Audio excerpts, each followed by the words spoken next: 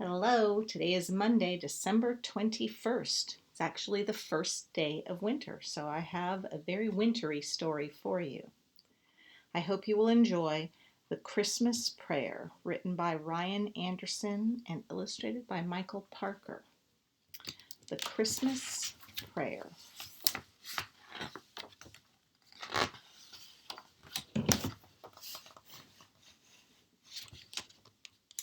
It was Christmas Eve, 1881, and at 13, my world had caved in.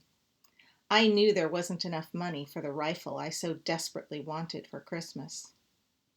When the chores done early that night, and after supper, I took off my boots and stretched out in front of the fireplace, waiting for Pa to get down the old Bible. But Pa didn't get the Bible. Instead, he bundled up and went outside.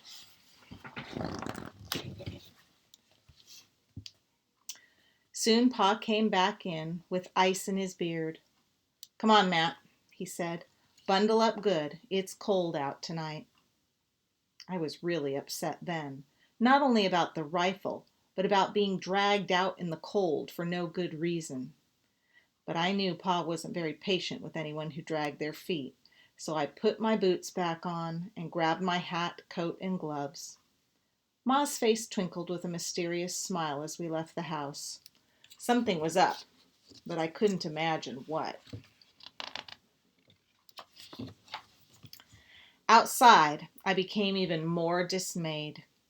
There in front of the house was the work team, already hitched to the big wagon. I knew then that this wasn't going to be a quick little job. Pa was already on the seat, reins in hand. I reluctantly climbed up and sat beside him. The cold was biting, and I wasn't happy. Pa pulled the wagon around the house and stopped in front of the woodshed. "I think we'll put on the high sideboards," he said. "Here, help me." The high sideboards? This was going to be a really big job, bigger than anything I wanted to do. The high sideboards in place, Pa went into the woodshed and came out with an armload of wood. The wood I'd spent all summer hauling down from the mountain and all fall sawing into blocks and splitting. "Pa," I asked, "what are you doing?" "You been by the Widow Jensen's lately?" he asked. She lived 2 miles down the road with 3 children. The oldest was 8. "Yes," I said. "Why?" "I rode by just today," Pa said.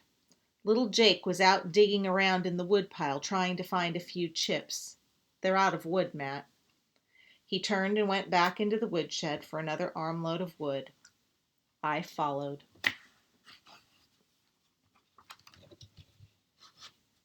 We loaded the wagon so high I wasn't sure the horses would be able to pull it. Finally, Pa said we had enough. We went to the smokehouse and Pa took down a big ham and a side of bacon and told me to put them into the wagon. He came back out carrying a sack of flour over his right shoulder and a smaller sack in his left hand. "What's in the little sack?" I asked.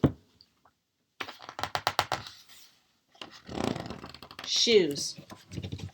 Jake had gunny sacks wrapped around his feet when he was out in the woodpile this morning. I got the children a little candy, too. It just wouldn't be Christmas without a little candy. We rode the 2 miles to Widow Jensen's pretty much in silence. I tried to think through what Pa was doing. We had wood, and we had meat and flour, but we didn't have any money, not even for a rifle. So why was Pa buying shoes and candy for people who weren't really our concern? We approached the side of the Widow Jensen's house where there were no windows and unloaded the wood as quietly as possible. Then we took the meat and the flour and the shoes to the door and knocked. A timid voice called out, "Who is it?" "Lucas Miles, ma'am, and my son Matt. Could we come in for a bit?" Widow Jensen had a blanket wrapped around her shoulders as she let us in. The children, bundled in another blanket, were sitting in front of the fireplace. Its small fire gave off hardly any heat. Fumbling with a match, Widow Jensen finally lit the lamp. "We brought you a few things, ma'am," Pa said, and set down the sack of flour. I put the meat on the table. Then Pa handed her the smaller sack. She opened it hesitantly and took the shoes out, one pair at a time. There was a pair for her and one for each of the children. Sturdy shoes, the best, shoes that would last. She bit her lower lip to keep from trembling, and then tears filled her eyes and spilled down her cheeks.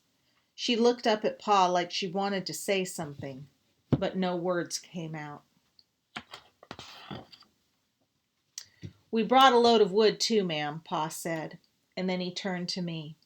"Matt, go bring enough to last for a while. Let's get that fire up to size and heat this place up."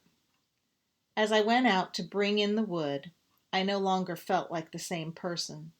I had a big lump in my throat, and there were tears in my eyes. My heart swelled within me, and a joy I'd never known before filled my soul. I had given Christmas presents many times before, but never like this. I knew we were literally saving these people's lives. Soon the fire was blazing and everyone's spirits soared. The kids giggled as Pa handed them each some candy. Widow Jensen turned to us with a smile that had likely been absent too long. "God bless you," she said. "I know the Lord Himself sent you. The children and I have been praying that He would send one of His angels to spare us." The lump returned to my throat and tears welled up in my eyes again. I'd never thought of Pa that way, but suddenly I was sure that a better man than Pa had never walked the earth. Pa insisted that everyone try on the shoes before we left. Each pair fit perfectly. How had he known what sizes to get? Then I knew. He was on an errand for the Lord, so the Lord made sure Pa got the right sizes. Pa took each of the kids in his big arms and gave them a hug as we got ready to leave. They clung to him and didn't want us to go. I could see that they missed their Pa, and I was so glad that I still had mine. At the door, Pa turned to Widow Jensen. "The missus wants me to invite you and the children over for Christmas dinner tomorrow. The turkey will be more than the three of us can eat, and a man can get cranky if he has to eat turkey for too many meals. We'll be by to get you about 11. It'll be nice to have some little ones around again." Widow Jensen nodded. "Thank you, Brother Miles. I don't have to say may the Lord bless you, because I know for certain that He will." Back in the wagon, I felt a warmth that came from deep within. I didn't even notice the cold. Pa turned to me. "Matt, I want you to know something.